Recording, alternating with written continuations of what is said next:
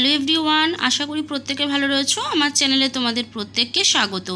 আজকে আমাদের আলোচনার বিষয় হলো ষষ্ঠ শ্রেণীর বাংলা বইয়ের চিঠি কবিতা, যেটা লিখেছেন কবি জসিমউদ্দিন। তার বেশ কিছুটা সেই কবিতাটা পুরোটা পড়ে বেশ কিছুটা অংশ কিন্তু আমাদের আলোচনা করা হয়ে গিয়েছিল, অর্থাৎ 2.10 অবধি আমরা কিন্তু আগের ভিডিওটাতে আলোচনা করে ফেলেছিলাম। তো যারা দেখোনি, এই ভিডিওর ডেসক্রিপশন বক্সে আগের ভিডিওটার লিঙ্ক দেওয়া থাকবে, তোমরা চাইলে সেখান থেকে দেখে নিতে পারো। তো এই ভিডিওটাতে আমরা খুব ভালোভাবে কবিতাটা পড়ে তার মানে বুঝেছিলাম। ঠিক আছে, তো আজকে আমরা 3 দাগ থেকে আলোচনা করব। সবার প্রথমে বলি, যারা চ্যানেলে নতুন অবশ্যই কিন্তু চ্যানেলটিকে সাবস্ক্রাইব করে রাখবে পরবর্তী ভিডিওগুলো দেখার জন্য। ভিডিওটা ভালো লাগলে অবশ্যই একটা লাইক করো। তো চলো আলোচনাটা শুরু করা যাক। দেখো 3 দাগে কি বলেছে, কবিতা থেকে এমন 3টি শব্দ খুঁজে বের করো যা কোনো ধ্বনির অনুকরণে তৈরি। একটি উদাহরণ দেওয়া হলো, যেমন হচ্ছে কল কল। তাহলে কি বলেছে যে একই রকম শব্দ তোমার দুটো থাকবে যেটা কোনো ধ্বনির অনুকরণে তৈরি। তো সেরকম শব্দ আমাদেরকে বার করতে বলেছে। একটা দিয়েছে হচ্ছে কল কল। আমরা আর কি লিখতে পারি, কবিতায় যেমন ছিল কিচির মিচির, গুরু গুরু, ঝুমুর ঝামুর, তো এগুলো লিখতে পারি। ঠিক আছে, তাহলে কি বললাম, কিচির মিচির, গুরু গুরু, ঝুমুর ঝামুর। চলে আসছি নেক্সট কোশ্চেনে। এবার চলে আসলাম 4 দাগে। বলছে শব্দঝুড়ি থেকে ঠিক শব্দ নিয়ে শূন্যস্থানে বসাও। শব্দঝুড়িতে কী কী দিয়েছে, স্রোতে, রঙিন, কাঁদন আর গাং। তাহলে এখানে দিয়ে দিয়েছে, দেখো শূন্যস্থান দিয়েছে, তার পরেরটা দিয়েছে রঙিন। ঠিক আছে, তাহলে রঙিন কি হবে, এখানে আমরা লিখব হচ্ছে র উময়গয় রস্যি দন্তের ন, রঙিন, এটা লিখবো। ঠিক আছে, দিয়েছে হচ্ছে আমাদের রঙিন। তারপর দিয়েছে গঙ্গা। গঙ্গাটা কি লিখবো আমরা, গাং করব, গয়াকার উমো, গাং। নেক্সট আছে হচ্ছে স্রোতে। স্রোতে আমরা কি করব, এটা করব স্রোতে। তারপর আছে দেখো ক্রন্দন। ক্রন্দনটা করব হচ্ছে কাঁদন, কাঁদন। ঠিক আছে, চলে যাব 5 দাগে। বলছে ঢেউয়ে ঢেউয়ে। এখানে ঢেউয়ে শব্দটি পরপর দুবার ব্যবহৃত হওয়ায় অর্থ দাঁড়িয়েছে অজস্র ঢেউয়ে, অর্থাৎ একই শব্দ পরপর দুবার ব্যবহারে বহু বচনের ভাব তৈরি হয়েছে। এই কবিতাটি থেকে আরও 3টি অংশ উদ্ধৃত করো যেখানে এমন ঘটেছে। তাহলে এমন কবিতাটা পড়ে এরকম আমরা কি কি পেয়েছি, দেখো একটা পেয়েছি হচ্ছে কত কি কি, একটা পেয়েছি এটা হচ্ছে কত কি কি মানে হচ্ছে অনেক কিছু। তো অনেক কিছু অর্থে আমরা পেয়েছি হচ্ছে কত কি কি, একটা হলো। আরেকটা আমরা বলতে পারি পাখিরা সব ঝাঁকে ঝাঁকে, যেটা কবিতার মধ্যেই পেয়েছি কিন্তু আমরা এটা, পাখিরা সব ঝাঁকে ঝাঁকে। এখানে অনেক ঝাঁক অর্থে কিন্তু এই কথাটা ব্যবহার হয়েছে। আরেকটা আমরা বলতে পারি যে গুরু গুরু দেয়ার ডাকে, মানে বহুবার গুরু গুরু ডাকটা হচ্ছে, সেই অর্থে কিন্তু এটা বলতে পারি যে গুরু গুরু দেওয়ার ডাকে। তাহলে কি কি বললাম, কত কি কি একটা বললাম, আরেকটা বললাম পাখিরা সব ঝাঁকে ঝাঁকে, এটা একটা বললাম, আরেকটা বললাম হচ্ছে গুরু গুরু দেওয়ার ডাকে। ঠিক আছে, এবার চলে আসছি 6 নম্বরে। বলছে গাঙের পাড়ের মোড়ল শব্দ বন্ধটিতে পরপর দুবার এর সম্বন্ধ বিভক্তিটি এসেছে। কবিতা থেকে এমন আরও শব্দবন্ধ খুঁজে বার করো যেখানে পরপর দুবার র বা এর বিভক্তি প্রয়োগে সম্বন্ধ পদ তৈরি হয়েছে। তাহলে আমরা এর উদাহরণ কি দিতে পারি, একটা দিতে পারি, আমরা পেয়েছিলাম এখানে, দেখো দাঁড়াও আমি দেখিয়ে দিচ্ছি। এই যে একটা পেয়েছি যে লাল মোরগের ভোর জাগানো সুর ভরা, এটা একটা বলতে পারি লাল মোরগের ভোর জাগানো সুর ভরা। আরেকটা পেয়েছি আমরা চখাচখির বালুচরের ঝিকিমিকি, চখাচখির বালুচরের ঝিকিমিকি। আরেকটা আমরা বলবো কোড়াকুড়ির বর্ষাকালের ফসল খেতে। নেক্সট বলবো আমরা শীতের ভোরের রোদের মতো। দেখো 3 নম্বর প্যারার 2nd লাইন, শীতের ভোরের রোদের মতো, এটা পেয়েছি। তাহলে কি কি পেলাম, আমরা পেলাম হচ্ছে 1 লাল মোরগের ভোর জাগানো সুর ভরা, 2 হচ্ছে চখাচখির বালুচরের ঝিকিমিকি, 3 হচ্ছে কোড়াকুড়ির বর্ষাকালের ফসল খেতে, 4 হচ্ছে শীতের ভোরের রোদের মতো। ঠিক আছে, এবার দেখো চলে আসছি 7 নম্বরে, বলেছে কর্তা কর্ম ক্রিয়া পদক্রম অনুসারে নিচের বাক্যগুলিকে আবার লেখো। আচ্ছা, তাহলে কর্তা কর্ম ক্রিয়া এভাবে লিখতে হবে। তো দেখো 7-এর 1 বলেছে লিখে গেছে গাংশালীকে গাঙের পাড়ের মোড়ল হতে। তো এটাকে কর্তা কর্ম ক্রিয়া এভাবে সাজিয়ে লিখতে হবে। তো তোমরা প্রত্যেকে দেখে নাও কীভাবে আমরা সাজিয়ে লিখবো।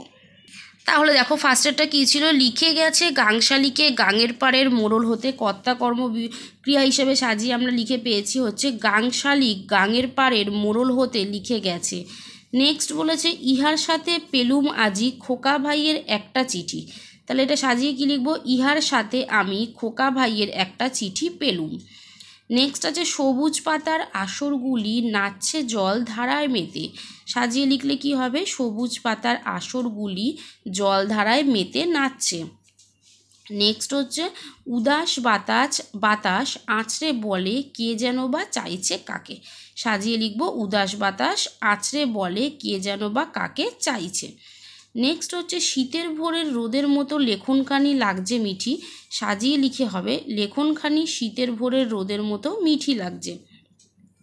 হলো। এবার দেখো পরেরটা কি আছে, 8 নম্বরে চলে আসলাম আমরা। 8 নম্বরে বলছে নিচের বাক্যগুলোকে ভেঙে 2টি বাক্যে পরিণত করো। তো চলো এগুলো আমরা দেখে নিই। তাহলে 8.1 ছিল চিঠি পেলুম লাল মোরগের ভোর জাগানো সুর ভরা। তো এটাকে 2টো বাক্যে লিখতে বলেছে। তাহলে একটা বাক্য লিখবো আমরা লাল মোরগের চিঠি পেলুম, এটা একটা বাক্য। আর সেকেন্ড বাক্য লিখবো যে চিঠিখানি ভোর জাগানোর সুরে ভরা। ঠিক আছে। নেক্সট দেখো 8.2 ছিল সবুজ পাতার আসরগুলি নাচছে জলধারায় মেতে। এটাকে ভাঙলে আমরা পাবো সবুজ পাতার আসরগুলি নাচছে, আর সেকেন্ড বাক্য হচ্ছে সবুজ পাতার আসরগুলি জলধারায় মেতে উঠেছে। 8.3 রয়েছে শীতের ভোরের রোদের মতো লেখনখানি লাগছে মিঠি।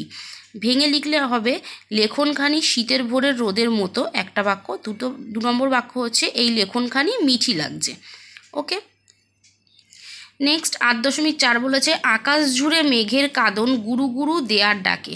ভেঙে আমরা পাবো আকাশ জুড়ে মেঘের কাঁদন শোনা যায়। 2 নম্বর হচ্ছে আকাশ জুড়ে গুরু গুরু দেওয়ার ডাক শোনা যায়। 8-এর 5 দেখো বলেছে লিখে গেছে গাংশালীকে গাঙের পাড়ের মোড়ল হতে। ভাঙলে হবে গাংশালিক লিখে গেছে। 2 নম্বর বাক্য হচ্ছে গাঙের পাড়ের মোড়ল হতে হবে। ঠিক আছে। এবার দেখো চলে আসলাম আমরা 9 নম্বরে, বলেছে নিচের প্রশ্নগুলির উত্তর নিজের ভাষায় লেখো। 9-এর 1 বলছে কবি প্রকৃতির কোন কোন প্রতিনিধির কাছ থেকে কেমন সমস্ত চিঠি পেয়েছিলেন বিশদে লেখো। তো চলো উত্তরগুলো আমরা দেখে নিই। উত্তরগুলো একটু বড় হবে, তো চলো আমরা উত্তরগুলো দেখে নিই। তাহলে আমাদের দেখো ফার্স্ট কোশ্চেন কী ছিল, কবি প্রকৃতির কোন কোন প্রতিনিধিদের কাছ থেকে কেমন চিঠি পেয়েছিলেন বিশদে লেখো। উত্তর আমরা লিখব কবি জসীমউদ্দীন তার চিঠি কবিতায় পল্লী জননীর প্রতি গভীর ভালোবাসা নিবেদন করেছেন। কবি তার পরিবার ও প্রকৃতি থেকে অনেক দূরে কোনো নির্জনতায় থাকেন।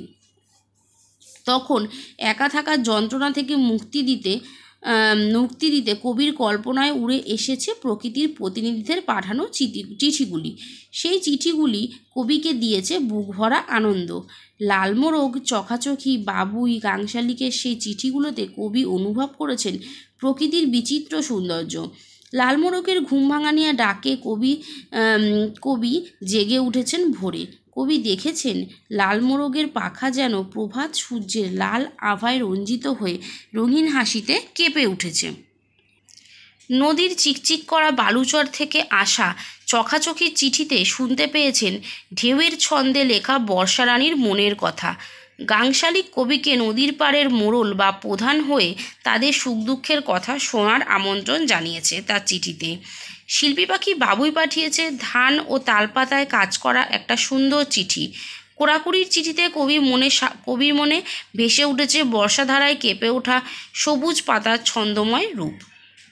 আর সেই সঙ্গে শোনা গিয়েছে বাদল মেঘের গুরু গুরু শব্দ আর উদাস বাতাসের আকুল করা ডাক।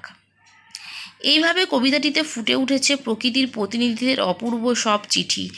কবির সঙ্গে আমরাও অনুভব করি পল্লী প্রকৃতির অপরূপ ও বর্ণময় সৌন্দর্য। এবার দেখো নেক্সট কোশ্চেন কি বলেছে, 9.2 বলছে খোকা ভাইয়ের চিঠিটির প্রসঙ্গে কবি যে সমস্ত উপমা ও তুলনামূলক শব্দ ব্যবহার করেছেন তাদের ব্যবহারের সার্থকতা বুঝিয়ে বলো। তাহলে কি লিখব, কবি জসীমউদ্দীন তার চিঠি কবিতায় তার অনুভূতিগুলি বিভিন্ন উপমা ও তুলনামূলক শব্দের দ্বারা সুন্দর ও বর্ণময় করে তুলেছেন। খোকাবাইয়ের চিঠিও এর ব্যতিক্রম নয়। এক হচ্ছে উপমা হিসাবে কবি এই কবিতার শেষে তার খোকাভাইয়ের চিঠি প্রসঙ্গে বলেছেন যে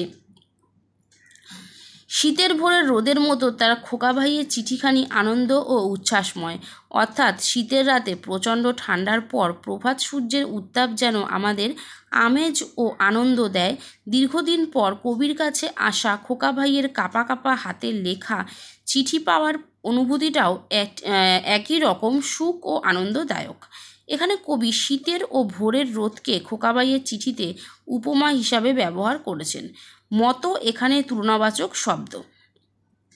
খ নাম্বার দিয়ে লিখব, দেখো, দিগন্তজোড়া সুনীল আকাশটাকে কবি তুলনা করেছেন চিঠি লেখার সবুজ পাতার মতো। গ দিয়ে লিখব মেঘের পাড়ায় পংক্তিটিতে অপূর্ব কল্পনা ধরা পড়েছে। কবি এখানে অসীম আকাশে ভেসে থাকা অসংখ্য টুকরো টুকরো মেঘকে এক একটি পাড়া হিসাবে দেখেছেন। ঘ দাগ দিয়ে লিখব, দেখো, কবিতার শেষে কবির হৃদয়েও খুশির নূপুর এর মতো মহা আনন্দে নেচে উঠেছে ঝুমুর ঝামুর শব্দে। খুশির নূপুর এই উপমাটিতে নির্মল আনন্দেরই প্রকাশ হয়েছে। এবার 9.3 বলছে, তোমার প্রিয় বন্ধুকে তোমার জীবনের সবচেয়ে আনন্দের ঘটনাটি জানিয়ে একটি চিঠি লেখো। তো এটা প্রত্যেকে নিজেরা করে নেবে। তো আজকে আমরা এই ভিডিওতে কিন্তু আমরা সমস্ত কোশ্চেন অ্যান্সারগুলো কমপ্লিট করে ফেললাম চিঠি কবিতার। আগের ভিডিওটা কিছুটা করে দেওয়া ছিল, সেটা ভিডিওর লিঙ্ক ডেসক্রিপশন বক্সে দেওয়া থাকবে, তোমরা চাইলে দেখে নেবে। যারা চ্যানেলটাকে সাবস্ক্রাইব করোনি অবশ্যই কিন্তু সাবস্ক্রাইব করে রাখবে রেগুলার পড়াগুলো জানার জন্য। ভিডিওটা ভালো লাগলে অবশ্যই একটা লাইক করে বন্ধুদের সাথে শেয়ার করো। তো চলো আজকের মতো এই অবধি, দেখা হবে নেক্সট ভিডিওতে।